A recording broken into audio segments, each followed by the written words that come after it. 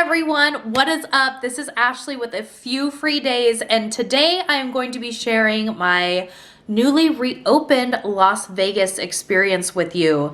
This past week, I spent driving with my boyfriend Tyler halfway across the US. We went to Nebraska for a funeral, so it wasn't under great circumstance. However, on our way home, we decided to take the southern route, and we realized that Las Vegas was opening June 4th, so we could be there to see what the new Las Vegas life is going to be like for a while. So I thought this was going to be a more educational video for you and what you can really expect to see versus maybe like, oh, showing you this and showing you that. I will be showing you, of course, my experience in Vegas and what we did.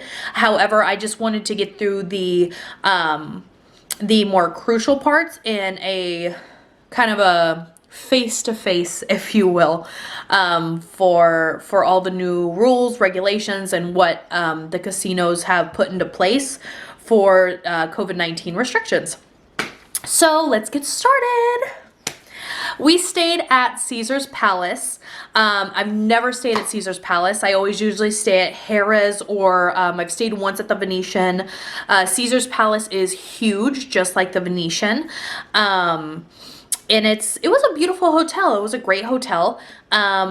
We drove in. So first thing to talk about, if you are going to drive in, there is no valet parking. So you do have to park in the self-parking garage. And it's about a 10 to 15 minute walk from the garage to check-in. So keep that in mind if you're traveling with someone who maybe is disabled or just cannot walk a further distance. You can drop them off at the front, go park the car. They do have limo and taxi services available for those of you who are flying in. I didn't try to Uber. We actually took taxis. So I'm not sure what the Uber situation is now. But they do have taxis lined up at the casino for you to take, and I'm sure at the airport it's the same thing. Now, when you're checking into the hotel, they have two, at Caesar's at least, I'm not sure everywhere else, but they have two different options of check-in. They have self-check-in, and then they have check-in with a hotel clerk. With both check-in options, you are taken, or your temperature is taken with a infrared temperature or infrared thermometer.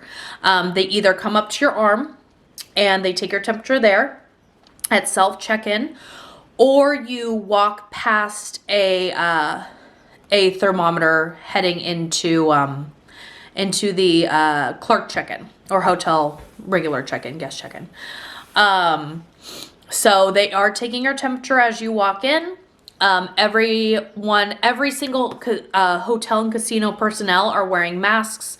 They are wiping down the surfaces before you come up there. They have hand sanitizer right on the table or stand, if you will. It's encouraged that you use it, and they do have a little glass plate in front of them as well. So they are really trying to enforce cleanliness as much as possible for your safety and for theirs, of course. The casino, the gambling experience, it's a little different. Not every single, how do I put it? Not every single machine is open. Not every single table is open, as of course it's not going to be, and not every single bar is open. So for slot machines, it is every other slot machine. And for tables, it is 3 to 4 people to a table. They do not want you gathering around. So if you are like, hey, can I just throw down a bet really quick and stand over here? Nope, they're going to ask you to wait for someone else to leave the table before you come in. I thought it was really neat, not only as casino or hotel guests. When you walk into a casino, they do hand you, they don't really hand you, they ask if you want a mask, because masks are not required. They're just highly encouraged. However, if you're playing at the tables, they do want you to wear a mask. So please keep that in mind. Just grab a mask. It's for everyone's safety anyway. These are exactly what they look like. This is one that I grabbed and I took with me, actually. And then I always carried a hand sanitizer with me, but they have hand sanitizing stands everywhere. So make sure that you're sanitizing and wearing your mask. It's highly encouraged. What's another? Bars and waitresses. There are waitresses walking around with your drinks. You are allowed to drink while you're gambling. So yes, you're wearing your mask, that you're taking it off, taking a sip. I know it's a little bit, I don't know, how would you put that? Counterintuitive. I know it's a little counterintuitive to, you know, remove your mask, put it on, remove your mask, but it's just for the safety of yourself and others. The waitresses, of course, are wearing masks. You're not going to find anyone who works at the hotel that's not wearing a mask, or gloves. Oh, I'm sorry. They don't really wear gloves, but a mask. And every time you go up to a cashier, or you're at hotel check-in, or there is a flat surface that someone else has touched, they are wiping it down. I would just say be patient. These people are just getting into the swing of things. Please be patient with them. I know it's hard, and this is not a fun world to live in right now, but they're trying their best, so we could try our best as the consumer to be the best for them, if you will. So it seems as though the casino protocol, the personnel and protocol, they just are trying to keep social distancing as much as they can, especially with every other slot machine being closed, and stuff like that. The pool is open at Caesars Palace. It is open from 9 a.m. to 5 p.m. They also have cabanas open if you wanted to rent a cabana. I think it's like $100 or whatever. It flexes every day.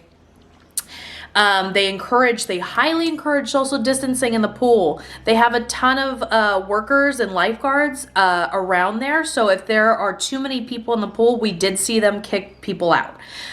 They have one bar open and they have waitresses. So you can drink, you can have fun. I didn't see anyone wearing a mask down at the pool because it's the pool. So, you know, it's kind of hard to have fun and have your little mask on outside in 100-degree heat. But of course, all the workers were wearing masks. What's another? And I think the last thing to touch base on, the elevators, 4 people to an elevator. They have little spaced out in every corner. But other than that, it's honestly more just what we've been practicing the last few months.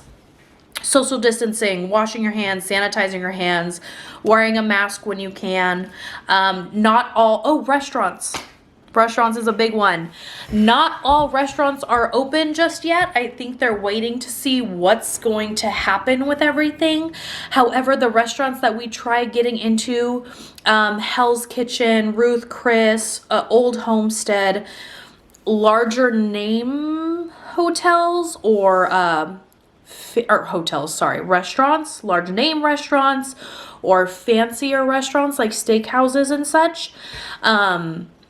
It seemed to be by reservation only. So if you are planning a trip, make sure you do make reservations, because restaurants are only operating at 50% capacity. And I think as the consumer, we just have to remember that things aren't back to normal, even though as much as we want them to be, they're not going to be for a while. So we have to practice patience and we have to practice understanding, because we're all just trying to get through it together. But still, Vegas is beautiful. It's fun. You won't see street performers. You won't see any extra people anywhere. You won't really, or at least I didn't. Shows aren't really a thing, or nightclubs aren't open. It's just something to keep in mind. So if you go to Vegas for the nightlife, in clubs and dancing and shows and all that, you may want to hold off for a little while. But if you just want to go to get a really great dinner and maybe do a little gambling, chill by the pool, you get to see maybe a quieter Vegas, then go ahead and go. But just remember to take your safety measures.